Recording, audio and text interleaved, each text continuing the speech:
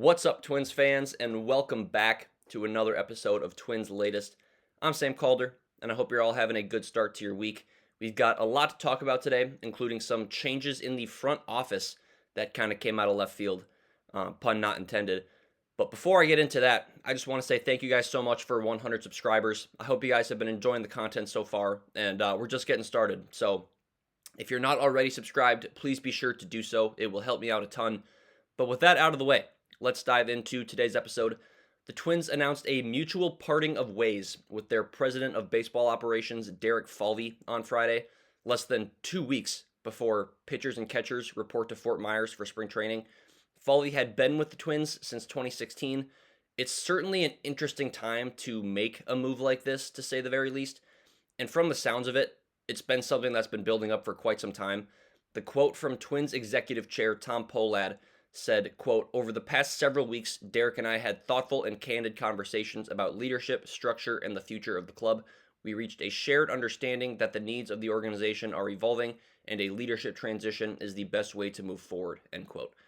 It's not that the move happened that surprises me, because things like this happen all the time in sports, but it's the fact that it happened quite literally 11 days before spring training started, and the fact that the vast majority, if not all, of the offseason grind is done at this point.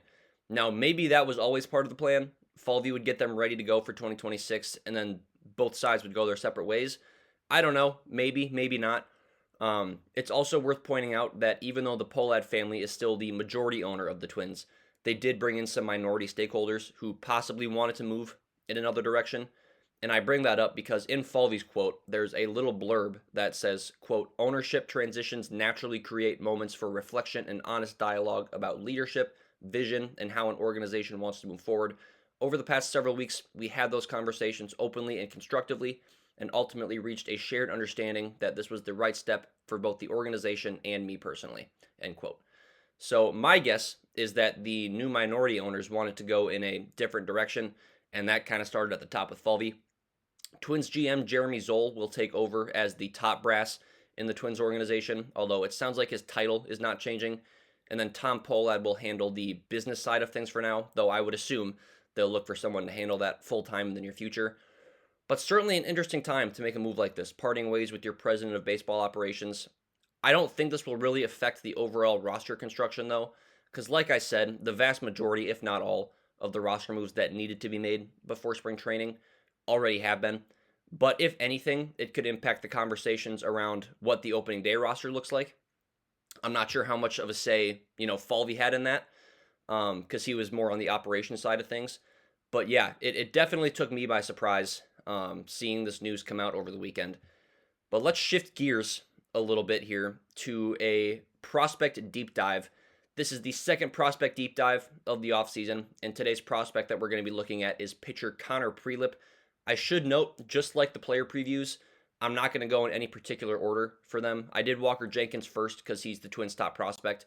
But from this point on, I'm just going to randomly choose. And I promise we will hit on all the Twins prospects before the season starts. So if you're looking for the Kalen Culpepper or Emmanuel Rodriguez breakdowns, or anybody else for that matter, they're coming. I promise you. As for Connor Prielipp, he was the 48th overall pick in the 2022 MLB draft out of the University of Alabama. He is the Twins' number 5 prospect and a top 100 overall prospect, according to both ESPN and Baseball America. He's a 6'2", 210-pound left-handed pitcher, and there was a time he was the projected number 1 overall pick in the draft because he was pure filth as a 19-year-old true freshman. He threw 21 innings, did not give up a single run. He had 35 strikeouts, just 6 walks, only gave up 5 hits. Just absurd, and that was the COVID year, so that's why he only had 21 innings. So at that point, he was looking like the number 1 overall pick. But then as a sophomore in 2021, he was limited to just 7 innings before having Tommy John surgery on his throwing arm. He has a 4-pitch mix with a fastball, slider, a sinker, and a changeup. His fastball can get up to about 97 miles an hour. It usually sits around 94, 95. His slider, his fastball, and his changeup are all nasty, and I'll touch more on them a little bit later here. He made his professional debut in 2023 after recovering from surgery, but after 6 2/3 innings, he had to undergo internal brace surgery, which isn't Tommy John, but it's meant to be almost like a seatbelt for that surgically repaired UCL, kind of just to hold it in place a little bit. We finally got to see a bit of an extended look at Prielipp later into the 2024 season. He threw 23 and a third innings, 19 of which came at high single A, finishing with a 2.70 ERA and 41 strikeouts to 7 walks. And that's the Connor Prielipp we were waiting to see. 2025 wasn't as dominant, but he stayed healthy and he made it all the way to AAA. He threw 82 and two-thirds innings across AA and AAA, finishing with a 4.03 ERA and 98 strikeouts to 31 walks. His whip was at 1.51, which is not good, mainly because he gave up 94 hits in those 82 and two-thirds innings, although his batting average allowed on only balls put in play last year was at 394. That's an absurdly high number and is almost guaranteed to not happen again this year. So I'm about 99% certain that we will see him improve in that regard. He certainly wasn't perfect, but the 98 strikeouts tell me he's got good stuff. He just needs to command it a little bit better. According to his prospect profile on Fangraphs, he threw his slider more than any other pitch at 34.5% of the time. And while that's maybe not ideal for someone with a history of elbow injuries, I can't blame him. For anyone who isn't aware of the grading system in baseball, it's a scale from 20 to 80. 20 is the worst, 50 is considered league average, and then 80 is like Hall of Fame level for that specific trait. Byron Buxton's speed has an 80 grade, just as an example. Connor Prielipp's slider has a 70 grade. It's quite literally one of the best sliders in professional baseball. His fastball has a 60 grade. His changeup is right around 55. And according to StatCast, he generated a 56% swing and miss rate on his slider and a 62% swing and miss rate on his changeup. So out of every time a hitter swung at his changeup or slider, they missed 62 and 56% of the time respectively. Just ridiculous. So Prielipp has the stuff to be an MLB pitcher. He just needs to find more command of the strike zone. His future role, I think, is a little bit up in the air. 34 of his 35 appearances in the minors have been starts, and he was drafted to be a starting pitcher. But the injury history for him, along with the rest of the depth in the Twins starting rotation, kind of makes it feel like he's best suited to be a reliever at the major league level. And that's kind of the side I'm on. He's got so much talent, and it would stink to give up on him as a starter, but it just kind of seems like that's the direction he's trending towards. He made one start in his minor league career where he pitched into the sixth inning, and I get it's not super common for minor league pitchers to go deep into games, but when the average length of your starts is roughly 3 innings, I'm not sure how that translates to the majors as a starter. I would personally love to see him turn into the Twins closer. He's got the stuff to do it, and there's several closers that dominate with just 2 or 3 pitches. Prielipp has 3 above league average pitches that all move differently and at different speeds. It probably won't be this season, but I think he would thrive in a closer role. I'd assume he'll start the year at AAA, but health permitting, I think we'll see him in the majors at some point in 2026. It may not be a super large sample size. It might only be 10 innings this year, but at this point, he just needs to stay healthy and get professional innings under his belt. He's one of those guys that has unlimited potential, but we could also look back in 10 years and be saying, man, Connor Prielipp, what if he just stayed healthy? He was going to be so good. But one thing is for sure, and that he'll be a fun prospect to keep tabs on over the year, and hopefully one that can be a difference maker for the pitching staff coming down the road, because he has so much upside just as long as his left arm holds up. He'll be, I think, a fantastic pitcher down the road. I want to shift back to the bigger picture. Let's talk about the current state of the American League Central. This division was loaded just a couple years ago. Last year, not so much. It feels very much up for grabs heading into 2026. So the question is, do the Twins have what it takes to win the division this year? And earlier this offseason, my answer was absolutely not. It seemed like Buxton and Joe Ryan and Pablo Lopez were going to get traded, and this team would basically be a glorified AAA team with a handful of big leaguers scattered throughout the roster. But that's kind of changed. The Twins held on to their star players. They went out and added other pieces, and now seem like they're ready to compete this year. And we'll come back to the question again before opening day. But as of right now, I think the Twins have arguably the best roster in the division. In my opinion, their starting rotation is easily the best in the American League Central, especially when you factor in the depth in the minors. You've got aces elsewhere with Tarek Skubal in Detroit, Cole Ragans in Kansas City, but Skubal and Detroit are in disagreements with arbitration money, and he's been involved in trade rumors, so who knows what's going to happen there.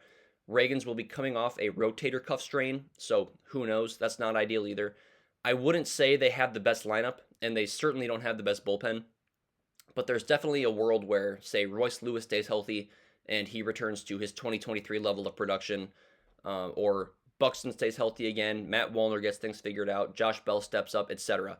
Not all those things are going to happen, most likely, but my point being, there's a lot of unknowns with the Twins lineup. And what if that just turns out to be a good thing? What if Walker Jenkins or Emmanuel Rodriguez gets called up early into the year and just immediately turns into a star? This doesn't feel like a Twins team that's going to win 95 games, but it feels like a team that's a safe bet to win 85 to 90, in my opinion. And that ultimately could be enough to win the division title. So to circle back to the original question, do the Twins have what it takes to win the division this year? Yes, they do. And the roster doesn't have to look exactly like it does now in order to accomplish that. Injuries are going to happen. Guys are going to struggle, but depth is a massive strength for the Twins this year. And if it's going to be their depth that puts them over the edge if they're going to get it done, the betting markets don't seem to have the same optimism that I do. They're behind Detroit, Kansas City, and Cleveland in odds. I'm not a betting man, but I'm comfortable putting my money where my mouth is on this. I genuinely believe that the Twins will have a shot at the division title this year. And then, as always, to wrap up the episode, we've got our Twins player preview, and today we are doing a deep dive into relief pitcher Justin Topa. Topa is entering his third year with the Twins. He finished last season with a 3.90 ERA across 60 innings, with 49 strikeouts to 18 walks and a 1.43 WHIP. His expected ERA, according to StatCast, was 4.42, so he may have been a little better than the advanced data would say. Sticking with the advanced data, Topa was 18th percentile or worse in all of the following: expected batting average allowed, whiff rate, which is just how often you get swings and misses, hard hit percentage, and strikeout percentage. So his whiff rate actually and expected batting average were both in the 5th percentile or lower among all pitchers. He throws a 4-pitch mix with a sweeper, sinker, cutter, and changeup. His sweeper was his only pitch above league average by Stuff Plus. Every other pitch got hit around quite a bit. His strikeout to walk ratio was 2.7 to 1 last year. A little below that 3 to 1 mark you typically like to see out of a pitcher, but Topa isn't a strikeout type of guy, so it's not quite as meaningful. Either way, I think it's safe to say that Topa was not very good last year. It's a tough combo as a pitcher when you don't get a lot of swings and misses paired with giving up a lot of hard contact. Luckily, Topa is very good at getting ground balls. Historically, he's usually right around 50% of every ball put in play being a grounder. Last year, it was just below 50%, but still in the 76th percentile of all pitchers. I've been saying I don't think the Twins will have a set closer in 2026. I think it'll be a closer by committee type of bullpen. As of right now, I think Topa and Taylor Rogers are probably the Twins' primary ninth inning guys, depending on the matchups. The Twins will have a $5 million mutual option next year for Topa. It's rare that both the player and the organization agree on that mutual option number, but $5 million is a good amount of money for a reliever. So my prediction is that the Twins will be the ones declining that mutual option and letting Topa walk after this year, unless things improve quite a bit. But I think that's all I've got for today's episode. Thank you guys for tuning in to Twins Latest. If you enjoyed it, please do me a favor and subscribe to the channel. It's completely free to do so. If you have any Twins-related topics you want me to talk about in a future episode, please let me know down below in the comments. But until next time, I'm Sam Calder, and I'm out.